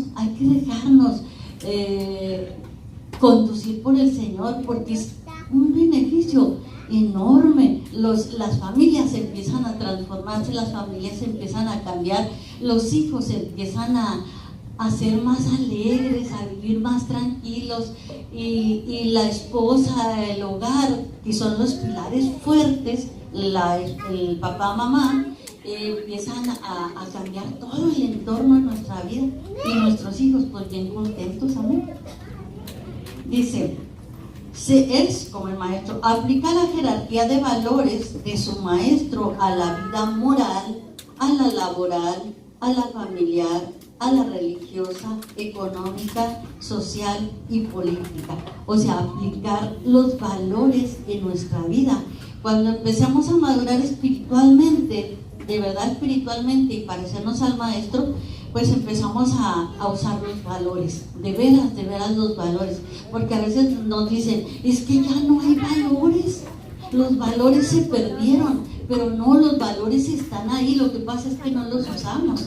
Sería espiritualidad, fraternidad, responsabilidad, prudencia, respeto, caridad, integridad, justicia, comunicación, creatividad. Todos esos valores los podemos aplicar y nos vamos a parecer más al maestro. Amén. Dice, la vocación era estar con el maestro. Esa era la verdadera vocación, estar con el maestro. El discípulo ha sido llamado para cumplir un objetivo bien claro y determinado. Dice, subió al monte y llamó a los que él quiso, y vinieron donde él e instruyó a los 12. La iglesia empieza cuando Jesús empieza a llamar a los 12. A ti, a ti, a ti, a ti, a ti. Los empieza a llamar a los 12 y los instruye. De ahí empieza a haber más y más y más y más, y hasta ahorita es toda nuestra iglesia con 12 discípulos que el Señor escogió. Aquí ustedes, todos los discípulos, todos los que están dejándose guiar por el Señor, todos los que quieren ser como el maestro, se van a ir formando, y van a ser más discípulos y más discípulos y más discípulos, y después cuando vengamos ya aquí ya no va a caber, ya vamos a necesitar un lugar más grande, porque cada quien va haciendo, de eso se trata. O sea, discípulos formando más discípulos y más discípulos, y después apóstoles. Amén. Dice, instruyó a los 12 para que estuvieran con él y para enviarlos a predicar con poder de expulsar demonios. Marcos 3, de 13 al 15. ¿Lo anotaron? Dice, en este texto están perfectamente delineadas la vocación y la misión. La vocación era estar con el maestro, y la misión, como consecuencia directa, era evangelizar y expulsar demonios. La primera vocación de un discípulo es estar con Jesús y acompañarlo, como traducen otras versiones. Mas para vivir con el maestro se debe vivir con él, invirtiendo el tiempo en aprender su estilo de vida. El estar con Jesús, el estar con el maestro, el estar siempre con el maestro, no precisamente quiere decir, bueno, los discípulos sí estaban con él, siempre estaba con él. A veces estaba lo seguía la multitud, ellos no eran discípulos, la multitud nada más eran seguidores, y siempre pues les decía que estaba ocupado algo, porque siempre estaba con los discípulos, los estaba instruyendo y les estaba dejando toda una doctrina, la que nosotros venimos recibiendo ahorita. Entonces fíjense cómo dice, la vocación es estar con el maestro. Nosotros, discípulos que nos estamos discipulando, no quiere decir que no vayan a pensar que dicen, ay caray, pero pues si no estamos con el maestro. Estar con el maestro, siempre estar con el maestro, y hacerlo del maestro es siempre aprendiendo de Jesús, siempre dejándonos moldear, siempre persiguiendo y estar queriendo parecernos al maestro. estar con Él, estar a sus pies, aprender a orar, aprender a estar en contemplación con Él, estar haciendo lo que Jesús hacía. Siempre, siempre que quiera ser como su maestro, pregúntese, ¿esto que estoy haciendo, Jesús lo haría? Cuando dice unas palabrotas terribles, Jesús las diría. Cuando se amanece con cara de lonche, como decía Miguel, Jesús amanecería así. Cuando maltrate a sus hijos o piense mal de su pareja, Jesús lo haría. Jesús lo haría. Entonces cambia nuestra mentalidad, cambia, y cuando nos damos cuenta empezamos a ser mejores.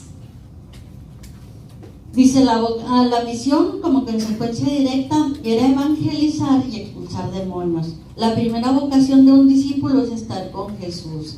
Después, solo después y siempre después viene la misión de evangelizar. Después, dice, después y mucho después de haber estado aprendiendo de Jesús, después de estar ahí sentaditos aprendiendo, viene la misión evangelizadora. Pero después, mucho después, porque sí es cierto que a veces como la regamos feo, y yo le digo por mí, porque si no fui tanto discípulo, pues de repente la rega uno rete feo.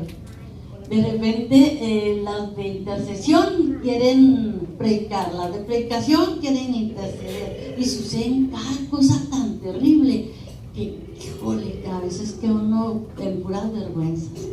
Una vez estaban unas personitas de intercesión y les dijeron, bueno, ustedes van a interceder con los demás y van a orar por ellos y o sea, estar bien preparadas para un retiro. Y dijeron, sí, está bien, ok, sí, nosotros somos de intercesión. ¿Sabe lo que está haciendo, hermana? Sí, ¿cómo no? Sí. Bueno, ustedes van a interceder. Se sentaron todas bien tranquilas y a la hora en que había que interceder por todos los del retiro, pues no se levantaba nadie. Oiga, hermana, pero es que, no, pues somos de intercesión. ¿Pero qué está haciendo? Mire, vaya y atienda. No, ni se movieron ni nada. Entonces yo me acuerdo, esa vez me quedó bien grabado que les dijo una hermana, ¿sabe lo que son las de intercesión, hermana? No, y le dice, miren, haga de cuenta un panal de abejas, cuando el ambiente está muy pesado, muy caliente, están las abejitas con mucho calor y el panal está muy estresado porque el calor está muy fuerte. Le dice, hay un grupo de abejitas abanicadoras. Entonces vienen las abejitas abanicadoras y empiezan a aletear y el ambiente se calma. O sea, viene la frescura, viene algo bien rico y todo se calma. Esos son las de intercesión, las que están intercediendo por todos los demás, orando por los problemas. Cuando más caliente esté el ambiente, cuando más problema hay, las abejitas orando y despejan todo y viene el espíritu y tranquiliza todo. Así, eso se me quedó, ese ejemplo me quedó me impresionó mucho porque se me hizo bien bonito. Las abanicadoras, no se les olvide. Dice, de ninguna manera se pueden invertir las funciones so pena de desvirtuar por completo la visión pastoral de Jesús, pues correríamos el riesgo de ser descalificados. Volvemos a lo mismo, si estamos haciendo la función que no me agrada, que no me apasiona, voy a salir descalificada. Va a resultar que cuando llegue allá me digan, oye, ¿sabes qué? No, descalificada. Señor, pero si expulsé demonios, que no te acuerdas cuando aquel retiro, no te acuerdas cuando estuve ahí, mira, ayudaba a los enfermos. No te conozco. Descalificada. Qué terrible. Dicen que en una ocasión, no sé si alguien se acuerda de déjame ver, de un marxista, era marchista. Ya se me perdió. Bueno, total que era un marchista. Y venían, fíjate que se me perdió, mijo. Sí, bueno, mientras.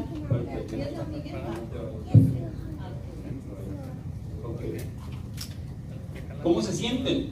Bendecidos. ¿Cómo les caería un cafecito? Muy mal. No, que sin pan nos va a hacer daño, ¿verdad? Oiga, ¿y qué le parece si nos damos una estiradita? Póngase de pie. Póngase de pie.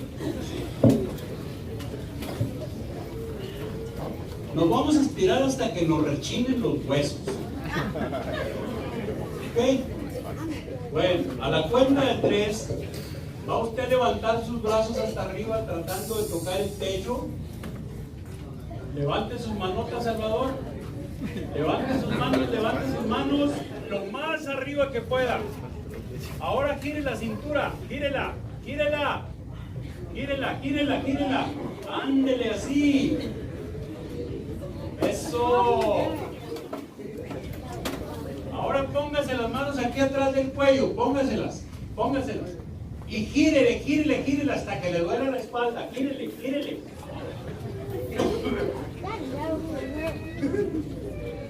Ahora, dése otra estiradota hacia arriba. Y hágale, ay.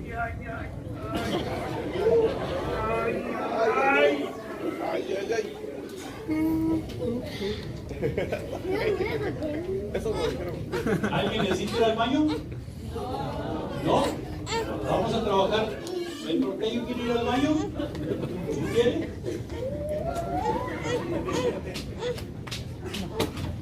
Muy bien, vamos a trabajar media hora más. ¿Están preparados para media hora más? ¿Se sienten bien de veras? Muy bien, muy bien. ¿Tú no te sientes? Primero discípulos y luego apóstoles. Dice, la docena de apóstoles no brotó de la nada ni a través de generaciones espontáneas. El evangelista San Lucas aclara que fueron llamados precisamente de entre el grupo los discípulos. Y luego dice, el Evangelio de San Lucas, póngale ahí, Evangelio de San Lucas, capítulo 12, Evangelio de San Lucas, capítulo 6, versículos 12 y 13. Dice, por aquellos días Jesús fue al monte a orar y se pasó la noche en oración. Cuando se hizo de día, llamó a sus discípulos y eligió de entre ellos a 12, a los que llamó también apóstoles. La condición indispensable para llegar a ser apóstol es antes ser discípulo. Primero discípulo. Jesús no pidió títulos ni certificados de buena conducta, ni siquiera que fueran célibes o tuvieran estudios. La única prueba que había que pasar para llegar a ser apóstol era ser antes uno de sus discípulos. Chaparro. Ya. Si un apóstol no es primeramente discípulo de Jesús, es como si la flecha de su vida hubiera errado la dirección. Déjenme le explico algo. Cuando pretendemos hacer un apostolado sin haber recibido instrucción de discípulo, es como si usted empieza a construir una casa por el techo. ¿Hay constructores aquí? A ver, levanten las manos que se dedican a la construcción. Bien, el hermano se dedica y tú también te dedicas a la construcción. Muy bien, muy bien. Ellos entenderán, y ustedes también entenderán, que no es posible construir una casa y empezarla por el techo, o sí es posible. No es posible. Es la misma, sí se va a caer. Oiga, qué inteligente respuesta, ¿eh? Sí se cae. Oiga, pero ¿cómo él hizo para pensar tan profundo? Oiga, ahorita se estaba durmiendo, es que se estaba durmiendo. Estaba haciéndole. Y luego le hacía.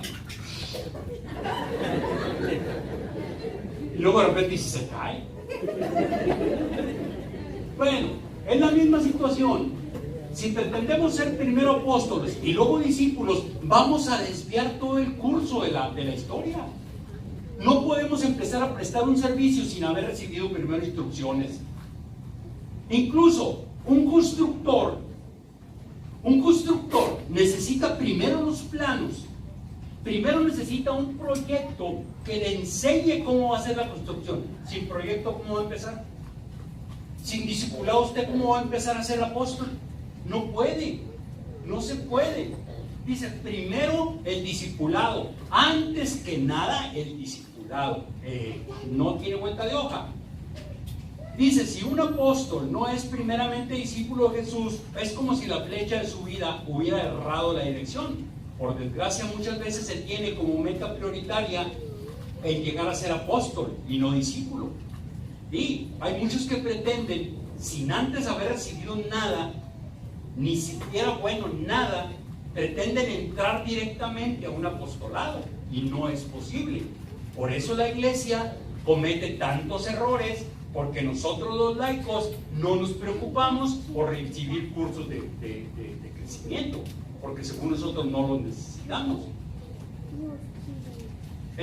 Por desgracia, muchas veces tiene como meta prioritaria llegar a ser apóstol y no discípulo. Interesa más el ministerio y la función de la iglesia, que es la relación con el maestro.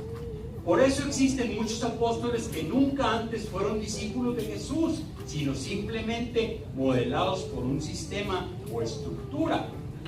En el plan pastoral de Jesús, para ser apóstol o ser enviado, apóstol significa ser enviado, se necesita antes haber sido discípulo. El discípulo es el llamado, pero muchos han suplido el discipulado por el trabajo apostólico. O sea, sí, hay gentes que de plano lo único que les interesa es el ruido, es el ambiente que se hace en un retiro. Fíjese cómo hay personas dentro de la iglesia, y dense cuenta de esto, que andan en el servicio, porque en el servicio de un retiro se la pasan bien padre. Porque todo el día cotorrean, porque platican aquí, porque se echan el chal acá, porque las comidas están muy ricas, porque van y duermen mejor que en su casa, etcétera, etcétera. Pero no saben lo que están haciendo. No saben. Ay, hermano. En el plan pastoral de Jesús, para ser apóstol se necesita antes haber sido discípulo, pero muchos han suplido el discipulado por el trabajo apostólico. La imitación del fundador de una congregación, el celibato o un cargo en la iglesia, se ha devaluado. Lo esencial se da más importancia a lo secundario. Se ha perdido el sentido de la vida y se han invertido los valores evangélicos. Todo apóstol debe compartir el santo temor de Pablo, que a pesar de todas sus maravillosas enseñanzas, ministerio apostólico, sufrimientos por el evangelio y todos sus carismas, fue descalificado por no ser discípulo de Jesús. Acaban de estrenar, al menos en México, acabamos de estrenar una película que así se llama, El apóstol Pablo. Ya se estrenó acá. Sí. ¿La vieron? Sí. Es una película que enseña mucho. Es una película que enseña mucho, así se llama. Pablo el apóstol. Se llama Pablo el apóstol. Ahí habla propiamente de cómo fue escrito el libro de los Hechos de los Apóstoles. Ahí dice quién lo escribió y cómo fue que se escribió. Es una película padrísima, bien buena, se la recomiendo. Cómprenla, réntenla, y si no le gusta, me pasa la factura y yo se la pago. Pues sí, con tal de que se evangelice. Muy bien. Y dice, todo apóstol debe compartir el santo temor de San Pablo, que a pesar de todas sus maravillosas enseñanzas, ministerio apostólico, sufrimiento por el evangelio y todos sus carismas, fue descalificado a causa de no ser discípulo de Jesús. Levante la mano los que sepan que San Pablo no fue discípulo de Jesús. Si lo saben, levante la mano los que lo sepan. ¿Sí? San Pablo no fue discípulo de Jesús. Él no conoció a Jesús, él no anduvo con Jesús. La conversión de San Pablo se dio cuando Jesús ya había partido. Fue después del Pentecostés de los apóstoles, la conversión de San Pablo. Entonces, sin embargo, la conversión de él, volvemos a lo mismo con la conversión de Salvador Soto, aquí presente, es una conversión muy semejante. Oiga, tenía el teléfono, el micrófono al revés y quería yo.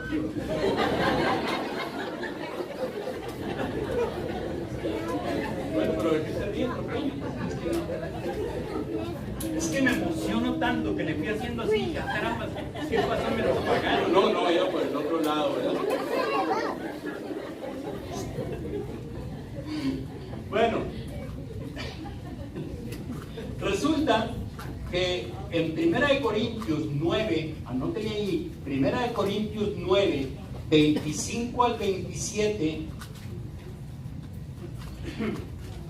dice San Pablo, los atletas, nada más anote la cita bíblica,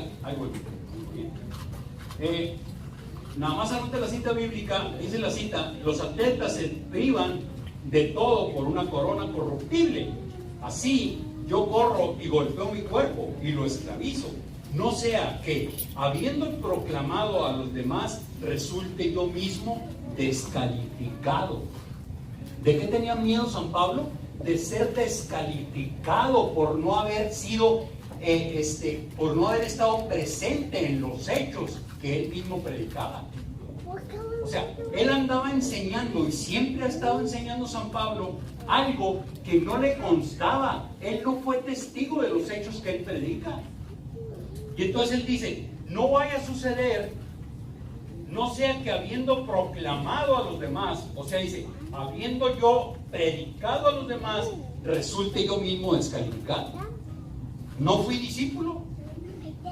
Los discípulos, los 12, aquellos sí fueron instruidos directamente por el maestro, y San Pablo no. San Pablo nomás de oídas enseñaba lo que predicaba. Hasta ahí vamos bien. Bien. Dice, Jesús mismo lo advierte cuando nos avisa que en el último día muchos argumentarán, Señor, ¿acaso no profetizamos en tu nombre? Señor, ¿que no te acuerdas que yo iba y predicaba en Springfield? ¿Que no te acuerdas que yo les imponía las manos y unos se caían pataleando y... ¿No te acuerdas? ¿Qué cree que me va a decir? No te conozco. Señor, pero si en tu nombre, fíjense que no te conozco, pues, no te conozco. Tú muchas veces hablaste en mi nombre, sí, es cierto que hablaste en mi nombre, pero no te conozco. ¿Acaso no profetizamos en tu nombre? ¿Realizamos tantos milagros y hasta expulsamos todo tipo de demonios? Eso va para los que les gusta jalarle la cola al diablo tan seguido. ¿No te acuerdas que en tu nombre andábamos sacándole el diablo cuando se nos paraba enfrente? Sin embargo, el Señor le responderá, apártense de mí, agentes de iniquidad, yo no los conozco. Otros incluso asegurarán haber comido y bebido con Él, pero también se les negará la entrada al reino. Estar con Jesús no se reduce a una presencia física, sino a la comunión que incluye adoptar el plan de vida propuesta por el Maestro. Quien no se identifique con el Maestro será descalificado necesariamente. Se trata de una palabra muy severa para aquellos que han trabajado mucho por llevar la buena nueva. ¿Sí me explico hasta ahí? O sea, yo no puedo andar predicando, decía mi Lucio ahorita, yo no puedo andar predicando algo con lo que no soy congruente. Matrimonios es que no sean pecadores, amen a sus esposas, no les pongan el cuerno. Y saliendo de aquí, ¿sabe qué voy a hacer? Voy a ver con quién me aviento una canita al aire por ahí. ¿Es congruente eso? ¿Saben qué Dios me va a decir el día que nos topemos allá? ¿Sabe qué me va a decir? Yo le voy a decir, es que te acuerdas, Señor, ¿te acuerdas que yo en la parroquia, cálmate, era de los pueblos? Y me va a decir, no te conozco, no te conozco. porque tú comulgabas más con la mentira que con lo que yo proponía. No te conozco. No vaya a ser que al último resultemos descalificados, como decía San Pablo. No vaya a ser que al último andemos con cuentas mochas y nos vayamos a la vuelta y vuelta. Entonces, tenemos que tener mucho cuidado con eso. Dice, han estado más preocupados por la viña. Dice, por igual la buena nueva, se han sacrificado y luchado contra las fuerzas del mal. Han estado más preocupados por la viña que por el viñador. Y se han centrado más en el trabajo que en la relación con el hijo del viñador. Hay servidores que se preocupan más por el trabajo que hay que hacer que por estar presente a los pies de Jesús. Hay personas que les gusta andar organizando un evento y otro, y otro, y otro, y otro. Y se olvidan hasta de los sacramentos, se olvidan. Menos de venir a las visitas al Santísimo. Menos de venir a los pies de Jesús a pedirle, a clamarle, a gritarle, a llorarle, a lo que quieran venir. Nos preocupamos más por la viña que por el viñador, dice el crecimiento. A quienes han corrido y se han fatigado se les descalifica porque han perdido el primer amor y no han dado en el centro del círculo. Mi Lucy trataba de relatarles algo. Ahorita quiere relatárselo.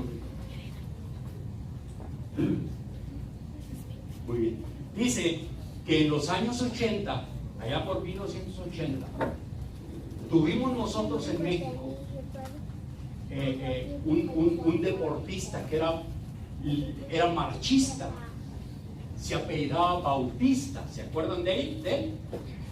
Es que hay puros jóvenes. Y este ya es del 80. Ay, Dios. El atleta Daniel Bautista era el mejor marchista mexicano. Había ganado todas las competencias y solo le faltaba conquistar el título de los Juegos Olímpicos. Yo me acuerdo muy bien de Bautista. Bautista era un tipo así poquito más grandecito que este galán que está aquí. Párate tantito, párate. Mira, ven para acá. Bautista era cualquier cosita más alto que él y más o menos así este cuerpo. Y era marchista. Era marchista. ¿Han visto las competencias de marcha? La competencia de marcha tiene su estilo y tiene sus reglas. Y Bautista se había preparado muchísimo tiempo. Había sido centroamericano, panamericano, campeón en diferentes competencias a nivel mundial. Solamente le faltaba una competencia, la mayor, los Juegos Olímpicos del 80. Entonces, él empezó a prepararse porque su meta era esa. Dicen los que vivieron ese momento, dicen que aquí tuvo algo realmente estremecedor. Dicen que cuando el juez dio el disparo de salida, dicen que aquello se veía como un abanico multicolor, porque era representado, quién sé qué tantos cientos de marchistas iban en la competencia. Cada país iba con su respectivo uniforme y todos eran de distinto color. Las banderas de los países estaban alineadas y todo el rollo. Ahí estaba la bandera de México. Claro que sí. Dice que cuando se arrancaron, no hombre, pues ahí van todos bien parejos, ¿no? Pero de repente el grupo fuerte se empezó a despegar de los otros. A los cuantos minutos de ir marchando, el equipo se empezó a alinear y los más fuertes se empezaron a destacar adelante. Y adelante de todos iba Bautista. Bautista se había súper preparado, fíjense, estaba muy preparado, muy joven y muy veloz. Pues ahí van y zas. Eran 20 kilómetros, la marcha en 20 kilómetros, la marcha olímpica en 20 kilómetros. No sé si les cuente mentiras, pero como es de una hora y cacho. Como de una hora, más o menos 1 hora y minutos. Y empezó, y ahí van, y empezó a transcurrir el tiempo y Daniel Bautista adelante, adelante, adelante, adelante, adelante. Siempre se fue adelante. Entonces, la meta final estaba dentro del estadio olímpico. A medio estadio, allí estaba el listón donde decía meta. Tenía que llegar el marchista y romper con su pecho el listón y era el ganador. Cuando entran al estadio, todo el mundo esperaba que Daniel Bautista fuera adelante. Y efectivamente, iba adelante. Iba adelante. El más cercano lo llevaba como a 3 minutos, o más de 3 minutos de diferencia. Cuando él entra al estadio olímpico, pues ya estaba viendo la meta. La tenía la meta, si acaso unos 50 metros de lo que iba entero todavía. Como a los 50 metros para llegar a la meta, ¿qué cree? Perdió el paso y fue descalificado. También que no me gustaba la marcha, lloré. Qué impotencia, fue descalificado en el último momento. ¿Sabe qué nos puede pasar a nosotros el día del juicio? Eso, que nos descalifiquen. Hemos llevado toda una vida de servicio y al final podemos ser descalificados. Eso era lo que a San Pablo le preocupaba. Decía, no vaya a ser que yo, después de haber proclamado tantas cosas, al último termine descalificado. Es el riesgo tan grande que existe.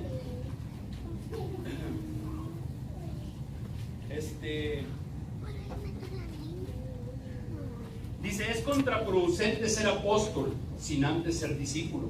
Lo primero es lo primero. El apóstol antes fue discípulo y nunca dejó de serlo después.